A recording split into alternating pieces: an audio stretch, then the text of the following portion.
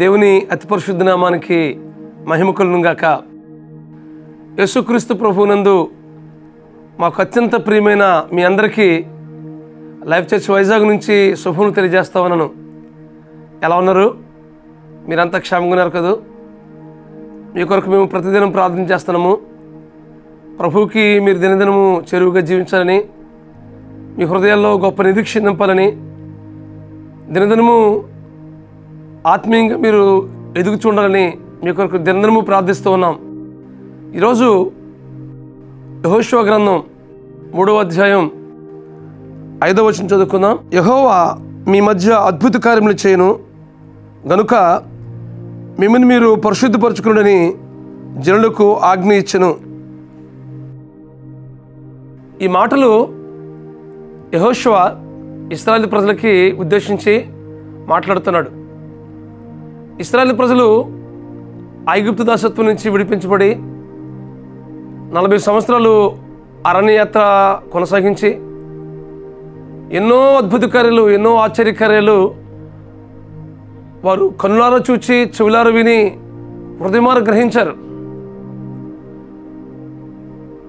ఎన్నో అద్భుత కార్యాలు దేవుడు చేశాడు. వాటన్నిటినీ ఇశ్రాయేలు ప్రజలు అనుభవించారు. చివరి ఘట్టానికి చేరుకున్నారు. ఇప్పుడు సిత్తీము నుండి బయలుదేరి యోర్దాను నదికి చేరుకున్నారు.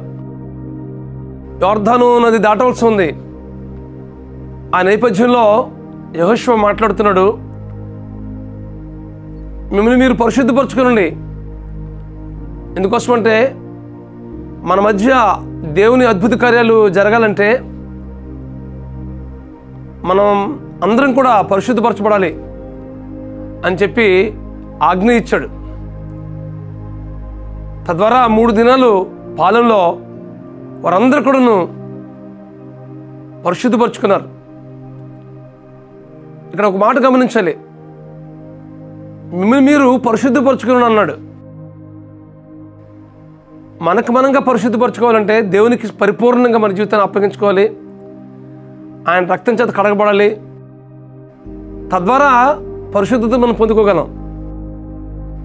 పరిశుద్ధతను మనం కలిగి ఉండాలంటే యేసు రక్తం చేత కడగబడాలి, వాక్యం చేత నింపబడాలి, ఆయనతో సరైనటువంటి సంబంధం కలిగి ఉండేటట్లుగా మనం హృదయాలు సరిచేయబడాలి. ఒకవేళ దేవునికి మనకి ఏదైనా వ్యతిరేకమైన స్థితి ఉన్నట్లయితే వాటన్నిటినీ ప్రభు సన్నిధిలో ఒప్పుకుని విడిచిపెట్టినప్పుడు మనం పరిశుద్ధపరచబడతాం. అలా పరిశుద్ధపరచబడిన మీదట దేవుడు మన జీవితంలో గొప్ప అద్భుత కార్యాలు చేస్తాడు. ఇదే మాటలు యెహోషువ గ్రంథం మనం చూస్తున్నాం. యెహోషువ ఇశ్రాయేలు ప్రజలకు అంటున్నాడు కదా, మిమ్మల్ని మీరు పరిశుద్ధపరచుకునండి, రేపటి దినాన దేవుడు అద్భుత కార్యం చేయబోతున్నాడు అని చెప్పినప్పుడు ఇశ్రాయేలు ప్రజలందరూ కూడాను ప్రభు వైపు తిరిగి వారి జీవితాల్ని మరొకసారి దేవుని సన్నిధిలో పునరంకితం చేసుకుని వారి పాపాలన్నింటినీ ఒప్పుకొని వారు పరిశుద్ధపరచబడినట్లుగా మనం చూస్తూ ఉన్నాం. ఇశ్రాయేలు ప్రజలు మాత్రమే కాదు కానీ అక్కడ ఉన్న యాజకులు వారందరూ కూడా పరిశుద్ధపరచుకున్నారు.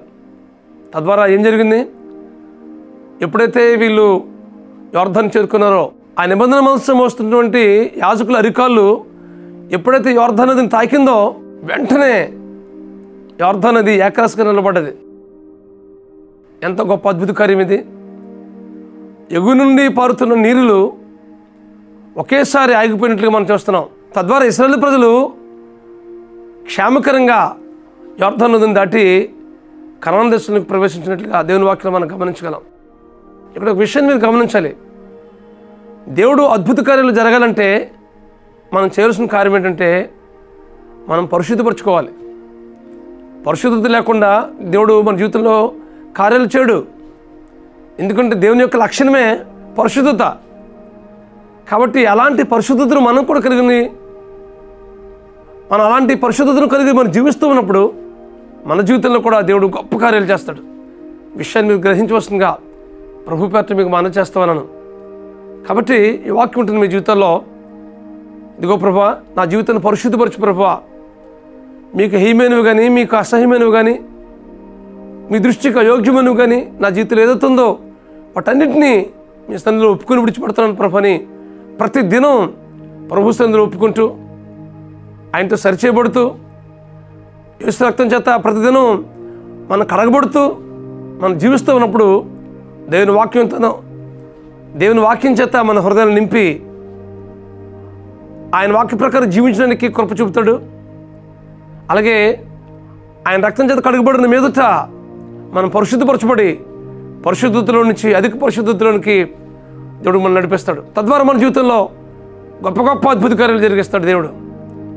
మానసికంగా కావచ్చు, శారీరకంగా కావచ్చు, ఆత్మీయ జీవితంలో కావచ్చు, సామాజిక రంగంలో కావచ్చు, ఏ రంగమైనప్పటికీ ప్రభు సన్నిధిలో మన జీవితాన్ని పరిపూర్ణంగా సమర్పించుకున్నప్పుడు మన జీవితంలో ఆయన అద్భుత కార్యాలు, ఆశ్చర్యకార్యాలు చేయడానికి ఆయన శక్తిగల దేవుడుగా ఉన్నాడు.